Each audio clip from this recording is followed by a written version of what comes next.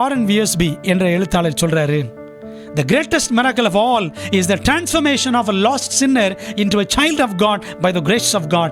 That is the miracle that meets the greatest need, lasts the longest and costs the greatest price, the blood of God's Son. தமிழில் சொல்கிறேன், தொலைந்து போன ஒரு பாவி தேவ கிருபையினால் தேவனின் பிள்ளையாக மாறுவதே எல்லாவற்றிலும் மேலான அற்புதமாகும். மிகப்பெரிய தேவையை சந்திக்கிற, நீடித்து என்றும் நிற்கிற தேவகுமாரனின் இரத்தம் என்னும் மாபெரும் விலைக்கிரயத்தை செலுத்த செய்த அற்புதம் அதுவே ஆகும். பார்த்தீங்களா, இயேசுவின் ரத்தத்தினால அவ்வளோ பெரிய அற்புதத்தை ஆண்டு செய்கிறாரு. இன்னைக்கு நமக்கு வேண்டிய மிகப்பெரிய தேவை என்ன தெரியுமா? பாவிகள் மனம் திரும்பி ஆண்டவர்கிட்ட வரணும்.